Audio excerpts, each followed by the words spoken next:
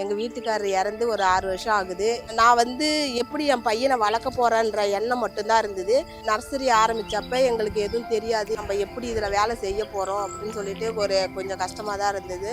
ஒரு லேபராக இருந்த எண்ணம் இந்த 5 வருஷத்தில் டிரான்ஸ்போர்ட் இன்சார்ஜ் வரைக்கும் ஆக்கியிருக்காங்க. நான் முதல் மாதம் சம்பளம் 2000 ரூபாய் வாங்கினா, இன்னைக்கு சம்பளம் எனக்கு 20,000 ரூபா சம்பளம் வரைக்கும் நான் என்னை உயர்த்தி கொண்டு போயிருக்காங்க. எனக்கு அதை சொல்கிறதுக்கு சந்தோஷம், ஆனந்தத்தில் வார்த்தைகள் வராது. ஆனால் என் பையனுக்கு இப்போ என்னால் என்னெல்லாம் செய்ய முடியுமோ அது எல்லாமே நான் செஞ்சுக்கிட்டு இருக்கேன். யாருக்கிட்டையாவது போயிட்டு கடன் கேட்குறேன் லோனுக்கு, யாரும் காசு கொடுக்க மாட்டாங்க. லோனுக்கா உங்களுக்கு வருமானம் இல்லை, நீங்கள் எப்படி லோன் கட்டுவீங்க இப்படின்னு தான் கேட்டாங்களே தவிர, சரி நாங்கள் தரோம் அப்படின்ற யாரும் முன் வரவே இல்லை. இன்னைக்கு ஒரு நாளைக்கு நான் 4 ஃபோன் கால் அட்டன் பண்ணுவேன்.